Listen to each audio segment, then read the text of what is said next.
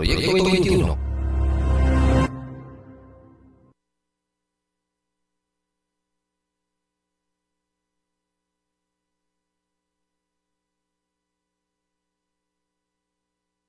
Dios de todas las generaciones,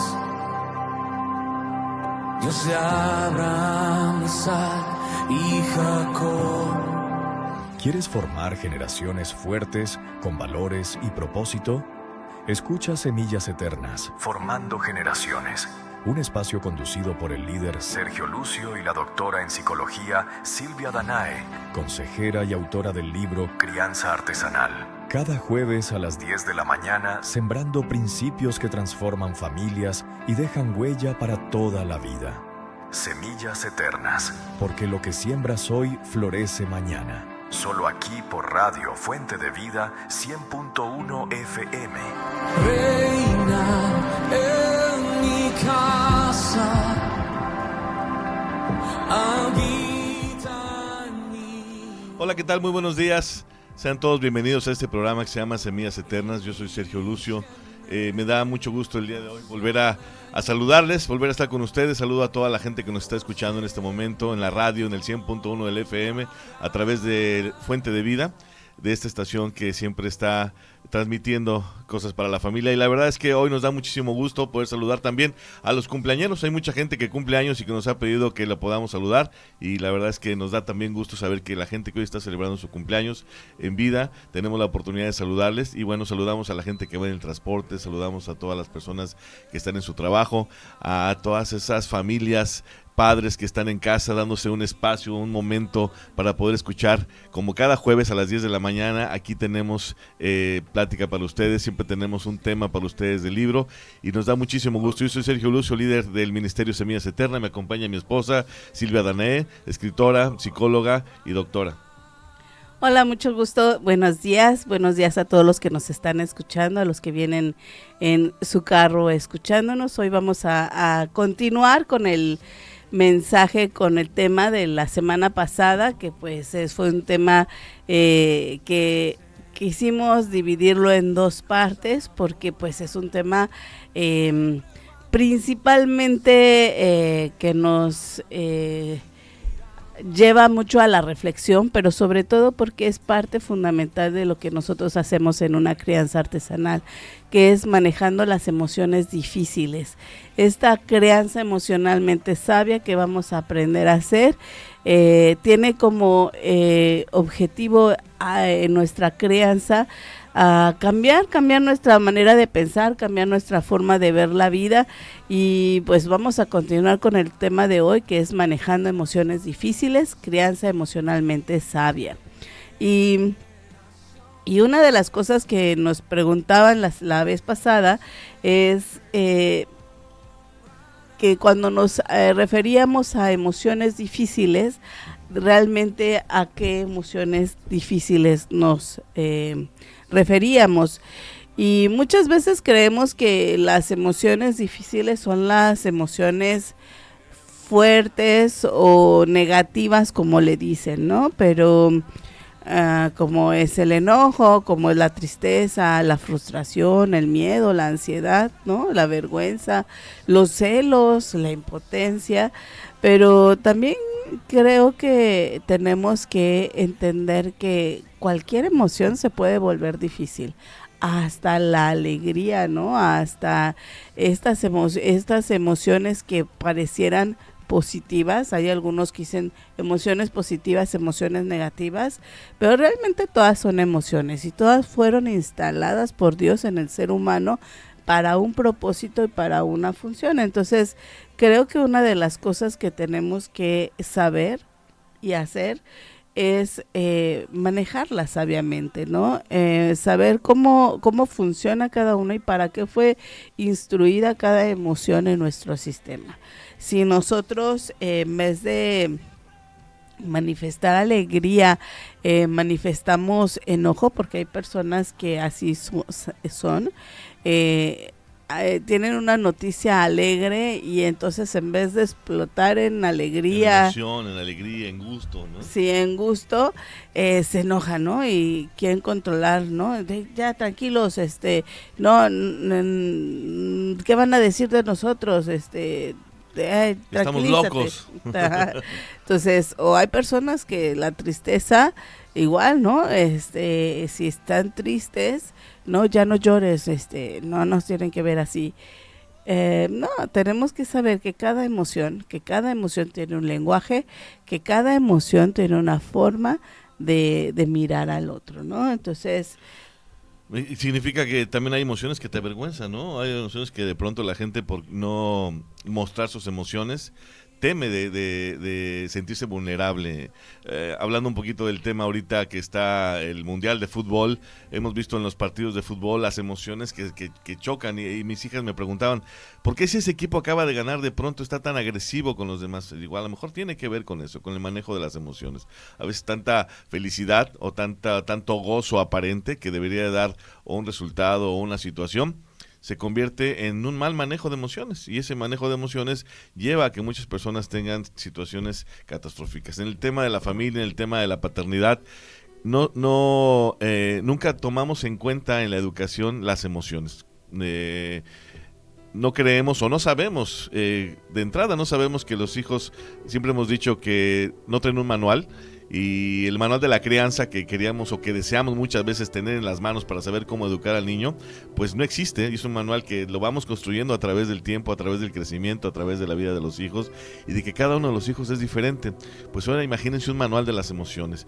Hace tiempo escuchaba a Silvia hablar de las emociones y les dio ella un orden a las emociones y yo las clasifiqué como emociones positivas, como emociones negativas, como emociones buenas, como emociones malas, y en base a eso, en esa clasificación, según mi experiencia de vida, yo consideraba que algunas eran negativas y algunas eran positivas. Y ella en su experiencia me decía, en esta sí hay algo positivo, pero también existe esto negativo. Y empezó a mostrarme esta parte en la cual yo veía que esa emoción que solamente yo veía negativa, tenía una parte positiva para educar. Y también la positiva tenía una parte que a lo mejor no era tan positiva para educar. Y luego me sorprendió cuando me dijo, hay emociones combinadas. ¿Sí te acuerdas? Sí. Estas emociones combinadas jamás las había entendido, jamás las había ni siquiera pensado que existían una emoción combinada. Gusto, disgusto, satisfacción, insatisfacción pueden estar combinadas muchas veces en el reflejo del resultado de cómo manejamos las emociones. Y evidentemente con los niños muchas veces creemos que si el niño está triste es porque a lo mejor algo le pasa, por algo que le sucedió, porque alguien lo está dañando, y como papás inmediatamente actuamos y queremos de esa manera resolver lo que está pasando, porque no lo queremos ver triste, porque creemos que esa emoción lo está dañando, y muchas veces no está triste, muchas veces a lo mejor está pensativo, muchas veces a lo mejor lo que quiere es expresar alguna otra situación, pero solamente con una conducta catalogamos la tristeza, y de igual manera la felicidad, y de igual manera la emoción de frustración, y de igual manera la emoción de enojo. Lo que platicaba Silvia la semana pasada, de esta chiquita que iba a ir al campamento y que no sabía cómo expresar su emoción, y entonces inmediatamente dijo que es miedo. Los papás también en esa interpretación dijeron que es miedo, y en la protección de no exponerla a una situación de miedo, pues los papás a veces nos truncamos o nos quedamos en someter esa emoción y no permitirles continuar. En un capítulo anterior hablábamos de saltar la valla. Continuar es saltar la valla, que la emoción sea real y que la emoción a la que se están enfrentando muchas veces es malinterpretada o interpretada de una manera diferente como papás. Y en este cuidado, en este amor y en esta protección a veces caemos en eso. Y bueno, y más cuando hay emociones combinadas, todavía más no sabemos cómo actuar. Y la verdad es que esta parte Silvia me la comentó y me explotó la cabeza cuando me lo dijo. Bueno, yo le explicaba a él que existen las emociones básicas. Para quienes han visto la película de Intensamente, es un poco lo que refiere las dos películas. Es alegría, tristeza, enojo, frustración y miedo. Son las 5, más bien desagrado, perdón, no es frustración, desagrado y miedo.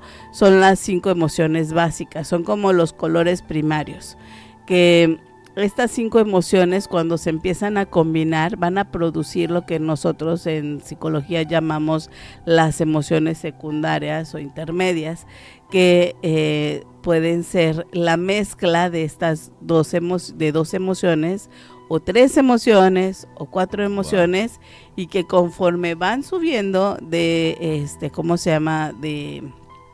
de cuántas emociones tienen, es como les vamos nombrando, y cuando trabajamos en terapia vamos a trabajar con esas emociones que están dentro de esa misma emoción. Por ejemplo, celos, ¿no? Es una mezcla de amor, desagrado y miedo.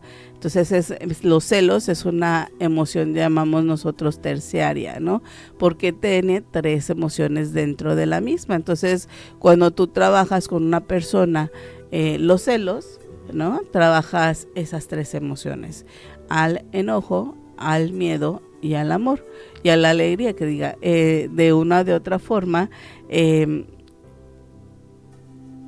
esas 3 emociones son lo que está provocando los celos en la persona.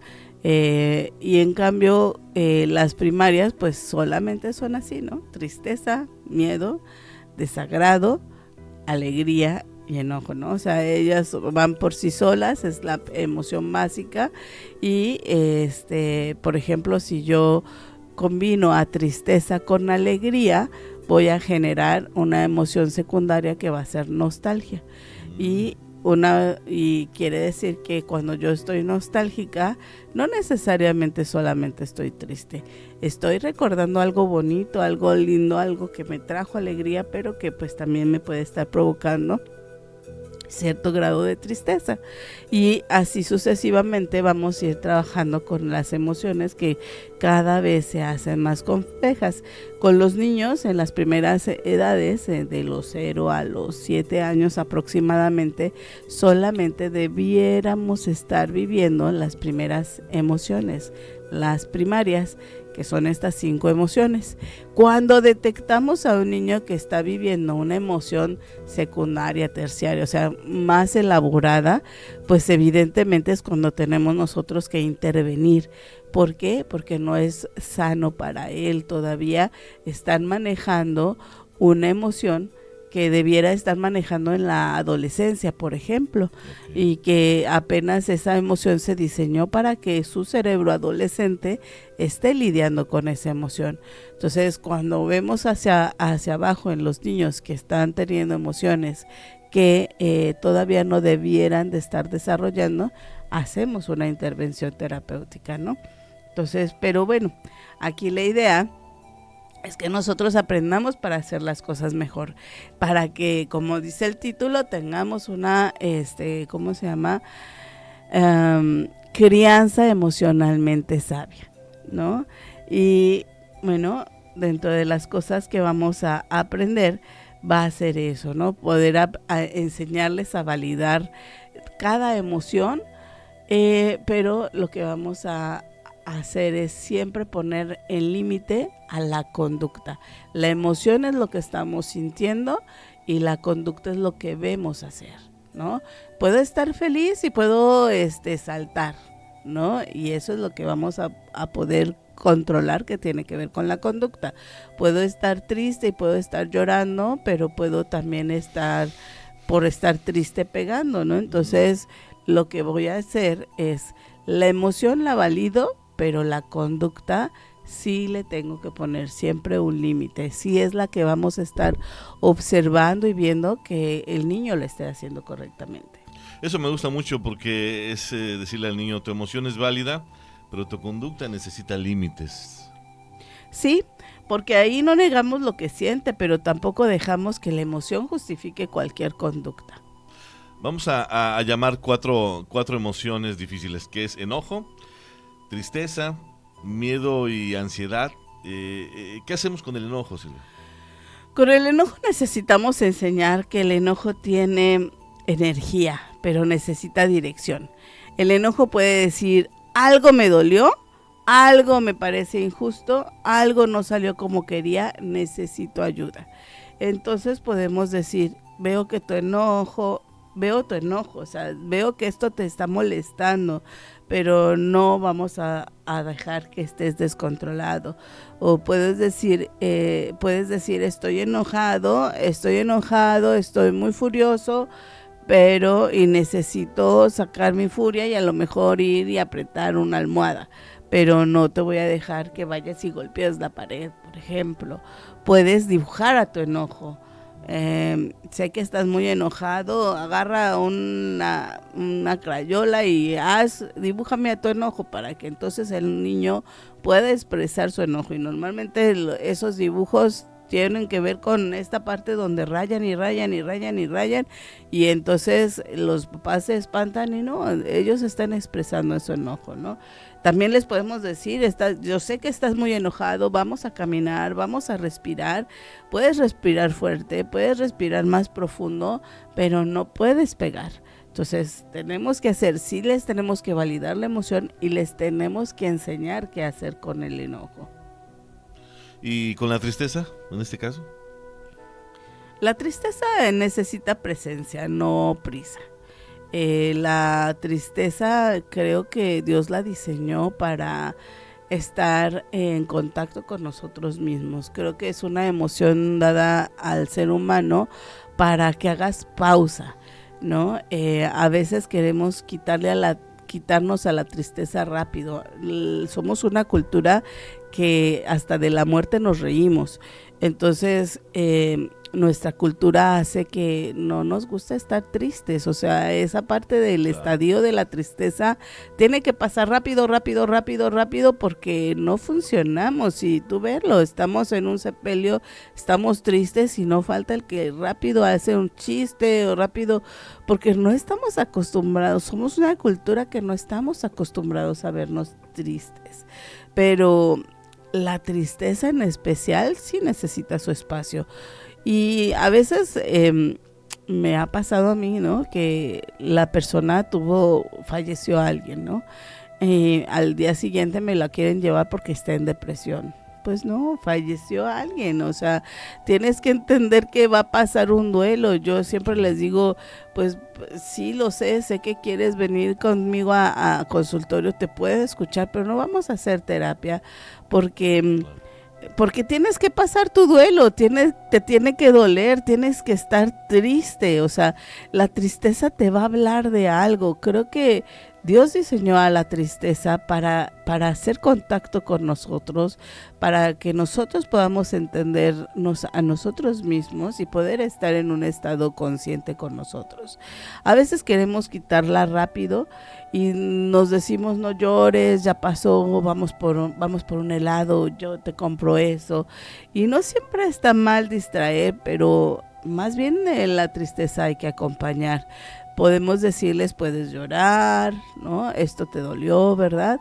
No tienes que estar feliz todo el tiempo, estoy contigo. Dios está cerca de los quebrantados de corazón, dice su palabra. Y entonces tenemos que mostrarle a nuestros hijos que cuando ellos están tristes, no están solos, estamos nosotros ahí, y de esa forma también ellos van a experimentar el amor de Dios, y el día que se vuelvan adolescentes o se vuelvan adultos, ellos van a entender que en la tristeza no están solos, que hay alguien más, y en este caso que es Dios quien está cerca de ellos, que no están solos. Me gustó mucho eso y quiero repetirlo nuevamente, que dices, Dios está cerca de los quebrantados de corazón. No está solo. Esto me lleva a pensar que en medio de todas las emociones siempre está Dios. No es que te las quiera quitar para que siempre nada más estés en contacto con Él, en la emoción de la felicidad, en la emoción del gusto, sino que en medio de la tristeza, en medio del enojo, en medio de la depresión, en medio de todas las emociones, Dios está contigo. Uh-huh. ¿Sí? Eso también nos engaña a nosotros, porque a veces no toleramos verlos tristes a nuestros hijos. Más bien somos nosotros los que no toleramos. Sí, a veces queremos quitarle la tristeza porque nos incomoda a nosotros, pero la tristeza acompañada es enseñarles la ternura. La tristeza ignorada puede volverse aislamiento. ¿Y el miedo? El miedo necesita seguridad. no burla, nunca debemos burlarnos del miedo de un niño. Podemos decir, entiendo que tienes miedo. Vamos a ver qué es real y qué se estás imaginando en tu mente. Muy común, ¿no? El miedo a la oscuridad, el miedo a el clásico de ve a apagar la luz, ¿no? O sea, y el niño puede entrar en verdadero pánico. Entonces, tenemos que enseñarles por qué en la oscuridad no deberían de tener miedo, ¿no?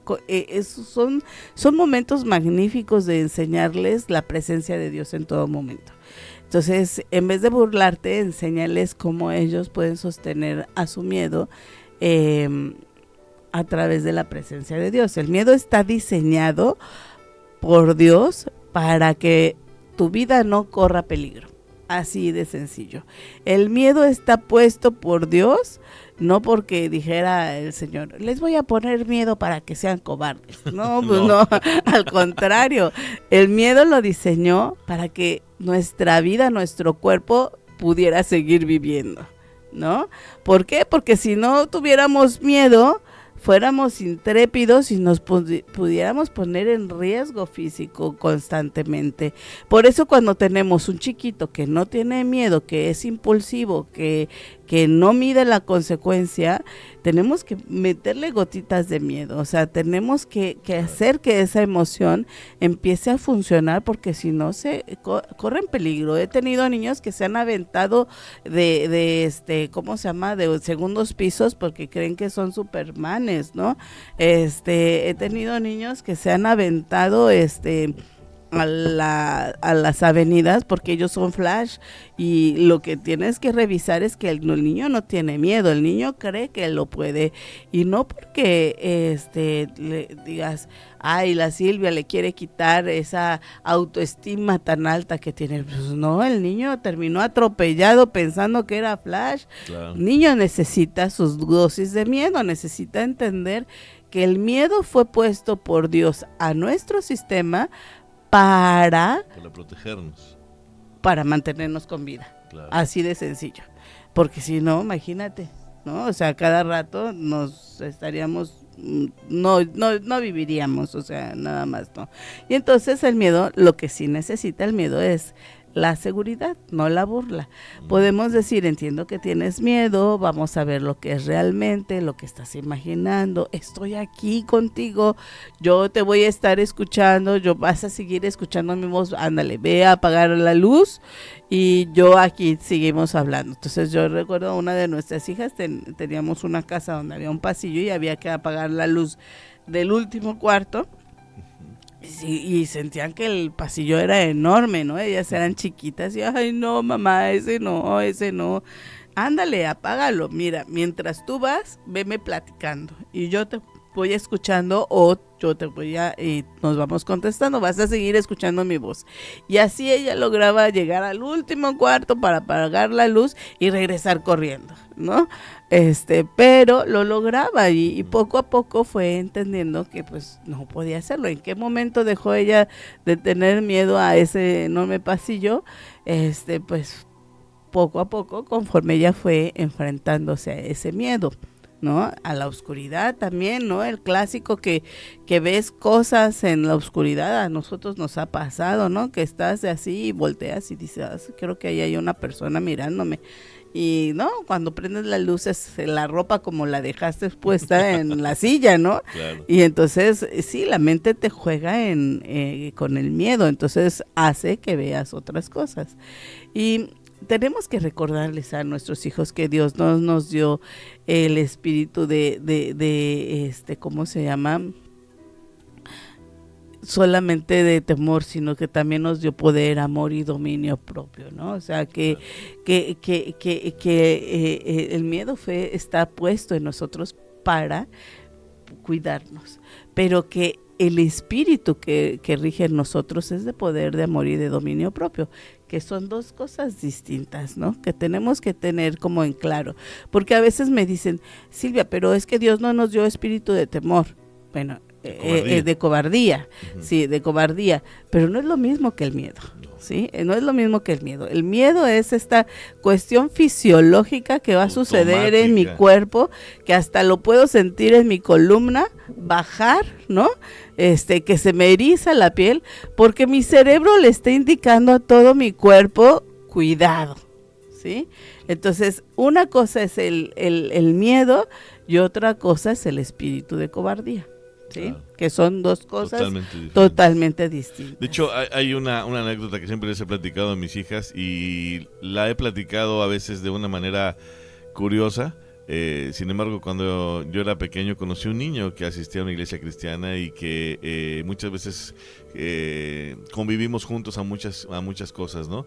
Y entonces de él aprendí algo que a mis hijas se los he contado cuando éramos pequeños y íbamos a pasar por un pasillo oscuro o por calles oscuras en la ciudad en la que nací. De repente las avenidas eran inmensas y largas.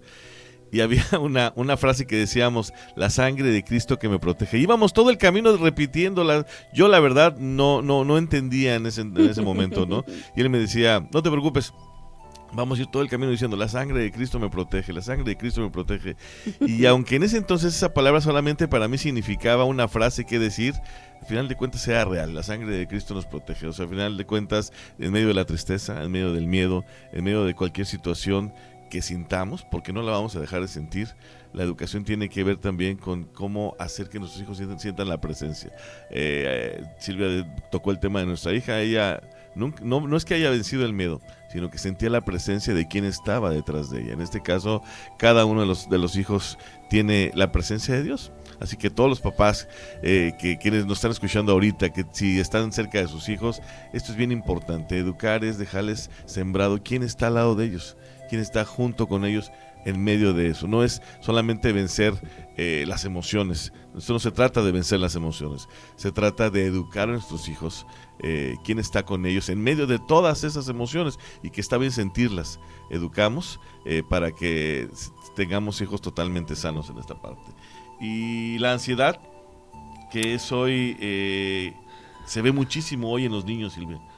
Sí, sí, no debiera, ¿eh? Y no debiera. La ansiedad es una emoción que debiera de surgir hasta la adolescencia y no en la infancia, y sin embargo hoy en día cada vez más los niños con ansiedad infantil llegan a consultorio, y eso habla de que algo estamos haciendo mal como sociedad y algo mal estamos haciendo en casa, porque la ansiedad es una emoción ya compleja y que debiera venir ya junto con el pensamiento y con muchas otras cosas. Y cuando tenemos un niño con ansiedad es porque hay que componer algo, no nada más en el niño, en lo que estamos haciendo, en lo que el niño está viviendo. Es intervención completa.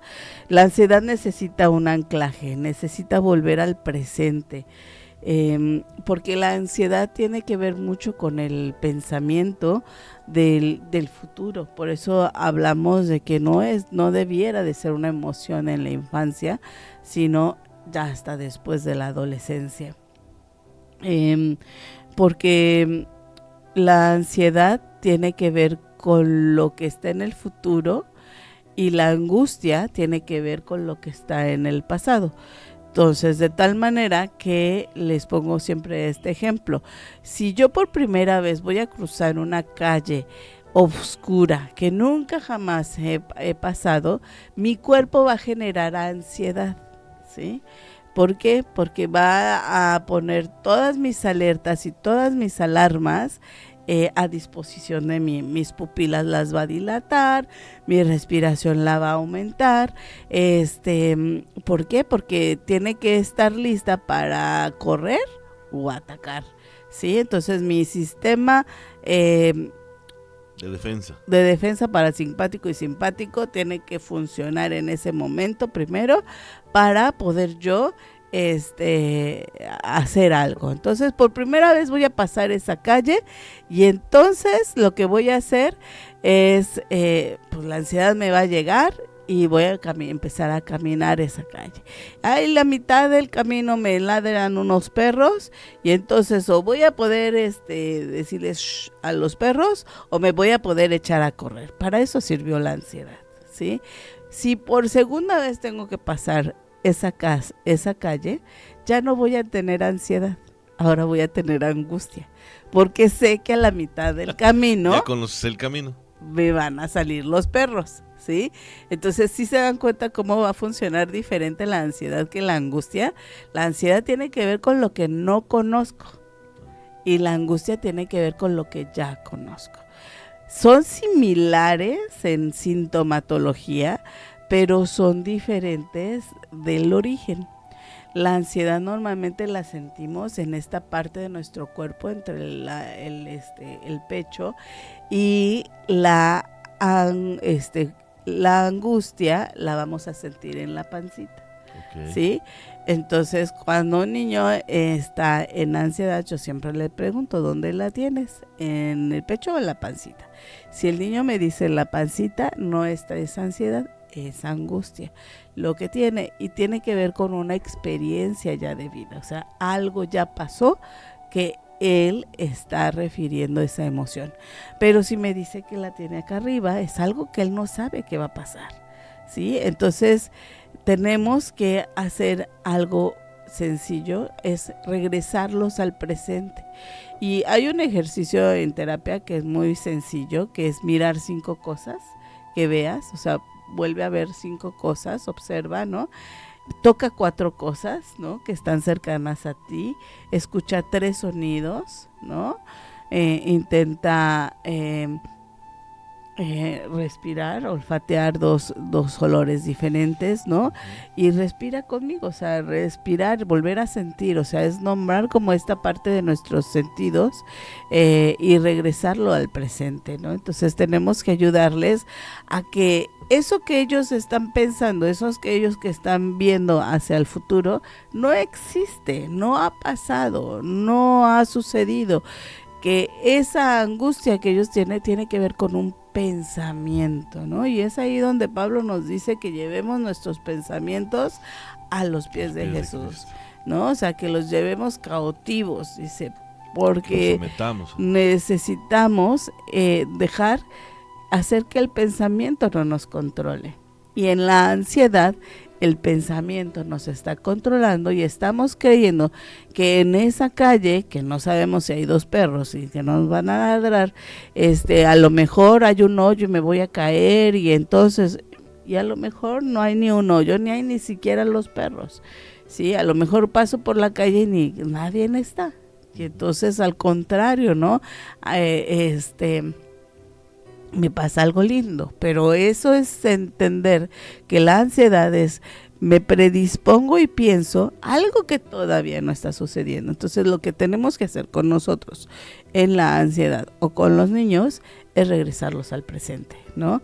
Y recordarles que el Señor siempre va a guardar nuestro corazón y nuestros pensamientos y darnos paz en todo momento. Pero tenemos que entender que tiene que ver con nuestros pensamientos. Eso me gusta porque no estamos separando lo emocional de lo espiritual, ¿no? No. Creo que yo siempre he dicho que en psicología pastoral esa es la diferencia de cualquier otra línea de la terapia psicológica, donde en psicología pastoral hacemos que todo mire a Cristo, todo tiene que ver, o sea, no hay nada que esté dentro de la composición del ser humano que no vaya a mirar a Dios, ¿no? No porque Dios creó el alma completa, Él la diseñó de principio a fin completa, no dijo, bueno, esto va a ser para la psicología o esto va a ser para que los seres humanos lo entiendan ellos solitos, ¿no? La fe no niega la emoción, al contrario, ¿no? La acompaña en verdad, y Jesús fue una muestra perfecta de que cada emoción que está nombrada en la Biblia, ¿no? Él la vivió, Él la tuvo, Él la, ¿cómo se llama? La presenció, ¿no? Y no nada más Jesús, Dios mismo. Hay versículos donde dice que le dolemos en su corazón, ¿no? Que Dios se entristeció, que Dios, que somos alegría de Dios. Entonces, también las emociones también tenemos textos donde Dios tiene esas mismas emociones, ¿no? Entonces, somos un diseño perfecto de Él. Hay una cosa que a mí me parece muy, muy práctica, que es no todo se enseña en medio de la crisis y en medio de de la situación, ¿no?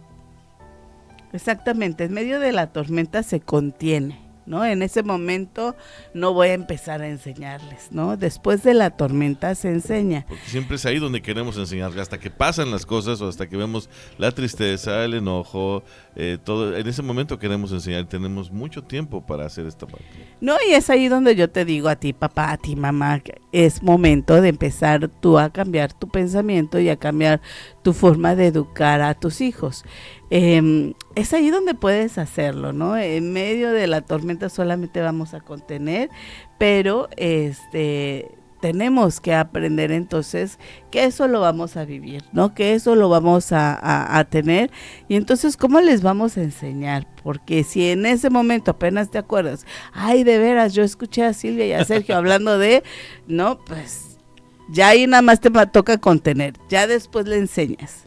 Y después reeducas, pero en ese momento hay que enseñarle cómo vamos porque el miedo nos va a atacar, ¿no? O sea, porque vamos a sentirnos tristes, pero en ese momento de la tristeza hay que contener, en medio del enojo hay que contener, en medio de la emoción hay que hacer la contención.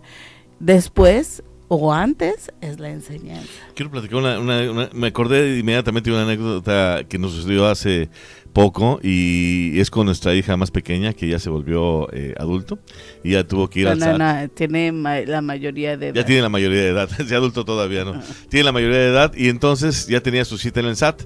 Y para ella era la primera vez que entraba al SAT de su primera experiencia, porque evidentemente ya en trámites ahora a esa edad ya nadie los puede acompañar y sabíamos que era un momento en el que ella iba a enfrentar ya cosas a partir de este momento en las cuales tenía que entrar sola a hacer muchos trámites. Nosotros ya sabiendo por años de experiencia que a veces en el SAT hay personas que de pronto no tienen el mejor humor para estar atendiendo gente o por la cantidad de gente que atienden. Entonces le comentamos a nuestra hija cuáles eran las cosas que tenía que hacer. De entrada, que ella fuera preparada, porque evidentemente si te ponen una lista de lo que se está haciendo... No quiere decir que las personas del SAT sean malas, No, quiero para nada, al contrario. Sino de que se iba a enfrentar a los trámites y que a veces había personas... Exactamente, a los trámites, porque ella me decía... Nosotros le dijimos, no tiene que ver con el lugar ni con las personas, tiene que ver con el trámite. Entonces ella lo que le daba un poquito de ansiedad o un poquito de miedo, decía ella, era el trámite como tal, porque era la primera vez que lo realizaba. Salió del lugar encantada, porque entonces se dio cuenta que había personas allá adentro que estaban haciendo su trabajo y que el trámite al cual ella le tenía cierto temor, la habían ayudado, la habían apoyado, incluso le habían hecho recordar cosas que se le habían olvidado a ella y que nosotros tampoco le pusimos. Entonces de pronto ella se enfrentó ante una situación que traía ella un poquito de miedo y de ansiedad, ante una situación en la que siempre se solucionó lo que ella estaba buscando. Entonces salió muy emocionada, yo no sabía que eso se tenía que hacer y la persona que estaba ahí adentro me ayudó. Entonces no la predispusimos antes. Por eso en plena crisis a veces le queremos dar a nuestros hijos una conferencia enorme ya cuando les está pasando en medio de la situación. Sí, y el niño está llorando, el adolescente está encerrado y uno empieza, porque tú siempre, porque ya te dije, porque cuando yo era niño, ¿no? Y nadie te va a escuchar en ese momento, ¿no? O sea, ni el niño ni el adolescente te va a escuchar, ¿no? Tienes tú que entonces saber que en la tormenta contienes. Entonces, hay que aprender a escoger el momento, ¿sí? En la crisis, les digo poco, estoy aquí, no voy a permitir que pegues, por ejemplo, ¿sí? Vamos a respirar, les decimos a nuestros hijos, ¿no? Si necesitas espacio, lo tomamos. Cuando te sientas triste, pues tienes que estar cerca de ellos, ¿no? Sí, en medio de la crisis hablamos poco, o sea, en medio de la crisis no damos sermones, en medio de la crisis, entre menos palabras es más. Creo que eso va a ayudarnos a reparar, ¿no? Esa es la clave, o sea, si no nosotros usamos palabrerías, van a ser vanas, o sea, por más que estés acá intentándole, pero no estés enojado, o no estés triste, es que ¿por qué te pones triste? A mí me enoja que te pongas triste porque esa niña no valía la pena, y ya sabes que es amiguita tuya, ellos ni te van a escuchar, los vas a alejar de ti, se van a aislar más. Y no necesitan de ti esos sermones, que para eso nosotros como papás somos expertos, o sea, no toleramos ver emociones en nuestros hijos cuando ya somos kamikazes y ya llegamos a ellos. Entonces, ahí es donde nosotros tenemos que entender que solamente contenemos, ¿no? Irina Prekop es una... ¿cómo se llama? Investigadora de adolescencia, y ella diseñó la técnica de terapia de abrazo de contención para la adolescencia. Y ella dice que solamente tu hijo necesita ser abrazado, no hablado, ¿no? Y que a veces un abrazo en la adolescencia, por ejemplo, va a decir mucho más que 1000 palabras. Claro. Entonces ella decía, conténlo, tócalo, abrázalo. Entonces si tú, papá, que estás ahí en el taxi, vienes pensando que tu hijo te acaba de mal contestar, o que le estás pensando en decirle, ahorita que regrese a casa le voy a decir o tu mamá que estás ahí, ¿no? En tus quehaceres y diciendo, este canijo chamaco ahorita me va a entender, ya no le voy a aguantar esos modos. Yo te invitaría a que hoy hicieras esa diferencia. Haz la prueba. No lo ataques con palabras, atácalo con abrazos, ¿no? O sea, atácalo. Así como pensabas atacarlo con palabras, atácalo con un abrazo. Y a lo mejor al principio, como son adolescentes, no quieren que los toques, ¿no? Y claro, se va a querer, pero en cuanto pasen esos segundos de defensa, vas a ver cómo se desarticula su cuerpo, ¿no? Y cómo ellos se dejan abrazar, y vas a ver cómo incluso el canal de comunicación con tu adolescente o con tu hijo va a fluir más. En los niños es muy fácil, por eso el abrazo de contención es para la adolescencia como técnica, porque en los niños si tú los abrazas ya hasta te dicen, mami te quiero, mami esto, el otro, ¿no? El adolescente no, el adolescente seguirá refunfuñando un rato, pero habrás bajado la defensa, ¿no? Pero por eso no basta con ya se calmó, ¿no? O sea, ya si tenemos que ayudarles una vez que contenemos su emoción, les tenemos que ayudar a reparar lo que hayan hecho, que es ahí donde viene la enseñanza, ¿sí? Donde muchas veces nada más nos quedamos, aunque si ya no está triste, ya es suficiente. Si ya no está llorando, ya es suficiente. ¿Sí? Si ya no está pegando, ya es suficiente. Y creemos que ya, ahí terminó. No.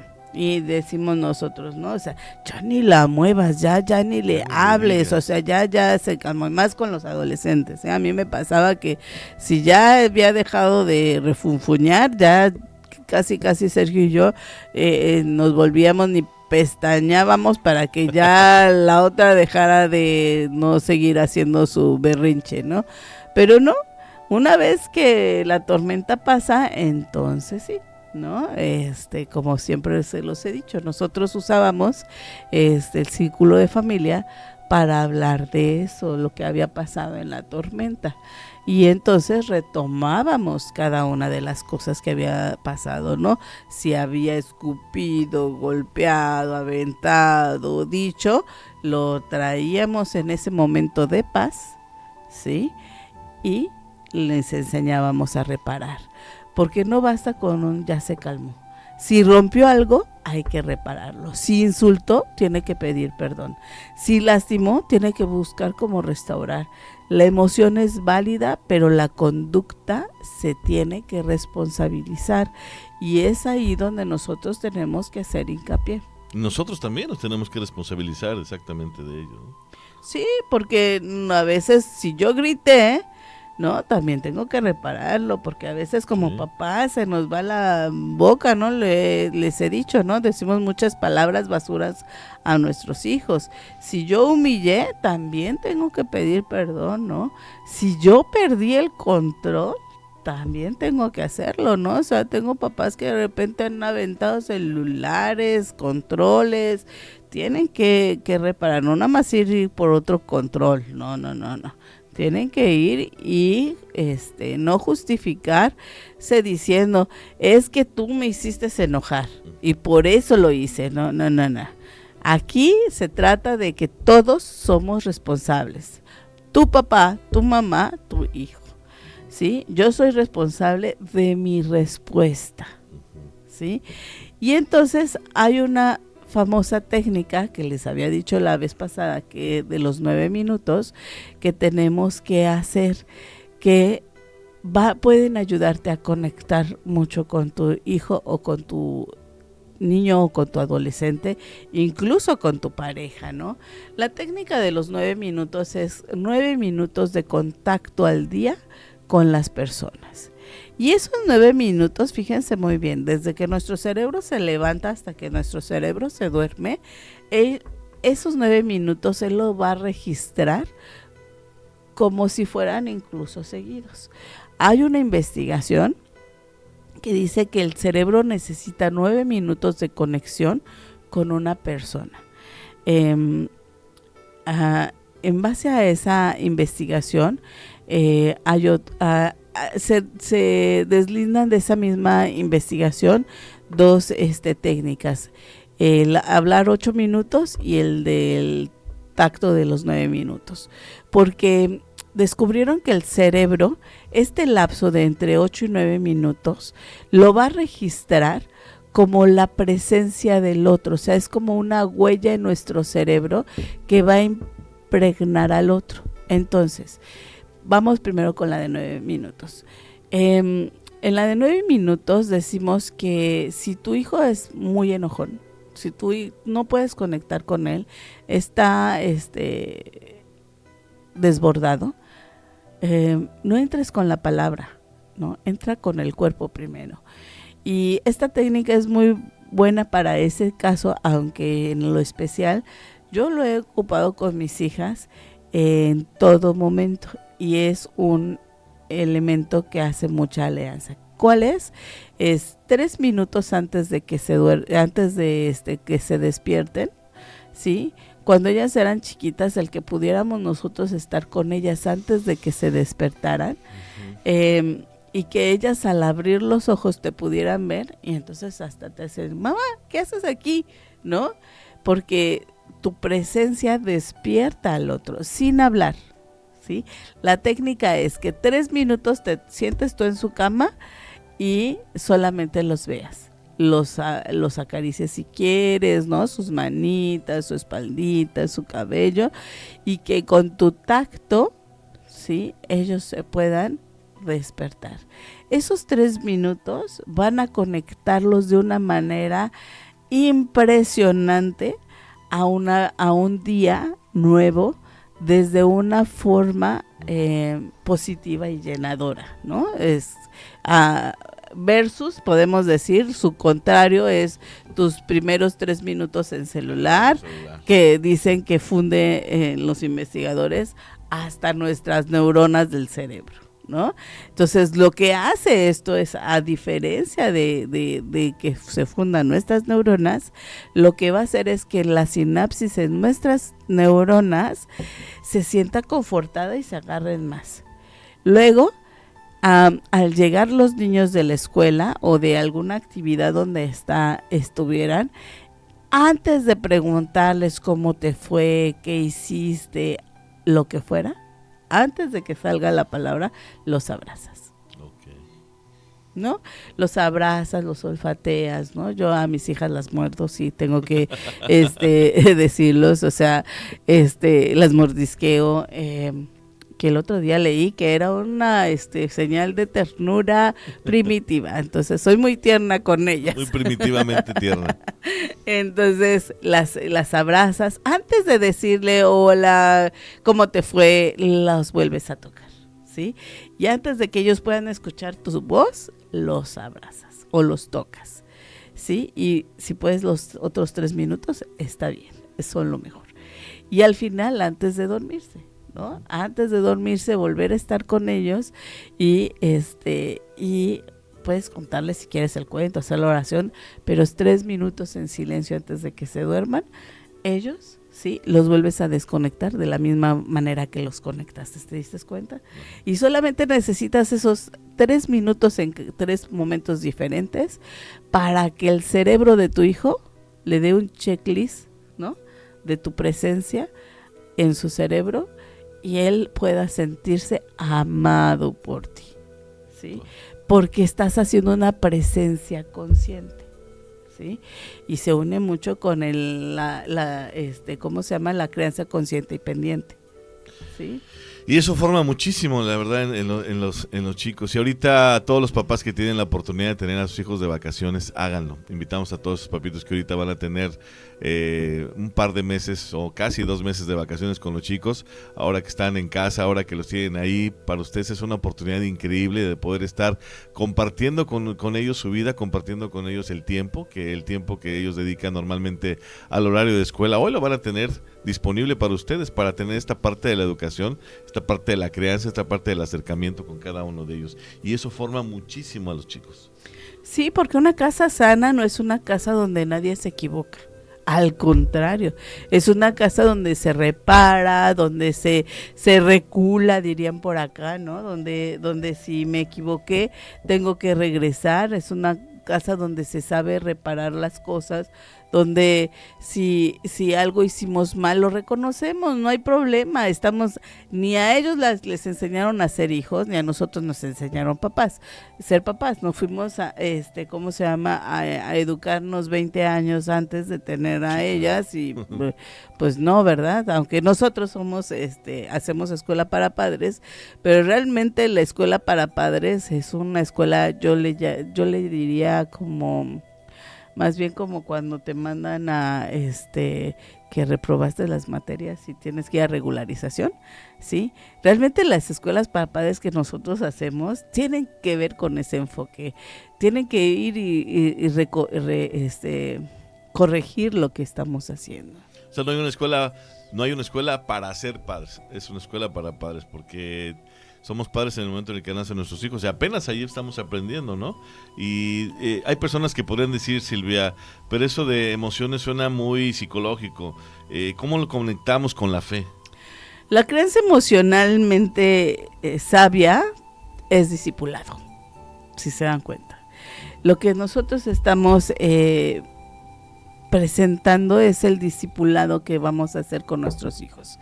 Y lo conectamos porque Dios no nos pide esconder el corazón. Los salmos están llenos de emociones. David habla de tristeza, habla de miedo, habla de angustia, habla de enojo, habla de esperanza, habla de gratitud. Jesús mismo lloró, Jesús se entristeció, Jesús se indignó, se enojó. Jesús también tuvo angustia en el Getsemaní. Entonces, enseñar a nuestros hijos a manejar las emociones también es discipulado. Es enseñarles a llevar a su corazón delante de Dios. No fingir delante de Dios, que sus emociones puedan ser expresadas por ellos con libertad, ¿no? Exacto. A veces en casas cristianas, sin querer, usamos la fe para callar las emociones. Exacto. No estés triste porque tienes a Dios. No tengas miedo, eso es una falta de fe. No te enojes. Los cristianos no se enojan.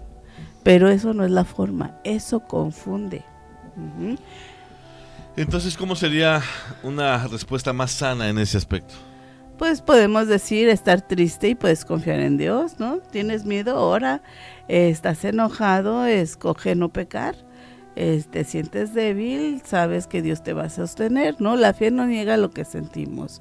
La fe nos ayuda a ser gobernados. hoy tenemos varias aquí saludos, porque luego se nos va y se nos va el tiempo, de repente nos saludamos a todas las personas. Saludamos a todas las personas y hoy tenemos a varias personas conectados, a Anabel Aguilar, a Jorge Chan, Mateo, hola Mateo, a Liliana Subías, hola Liliana, a Elizabeth, a Mili, a Ámbar, dice, en la tormenta contienes, en la cama enseñas, en medio de la crisis menos palabras. Dice, se lleva tarea. Mara, Dios les bendiga por compartir sabiduría que viene de lo alto. ¿Cómo puedo compartir estas pláticas con mi nuera? O a estas horas está trabajando. Muy fácil. Este programa se queda grabado también en Facebook. Ajá. Y entonces lo pueden repetir desde ahí, y en YouTube también después se sube y entonces queda en las repeticiones. Para quienes nos están escuchando en la radio, también pueden conectarse a la página oficial de Radio Fuente de Vida 100.1 FM, P21 oficial, y ahí van a encontrar el programa grabado.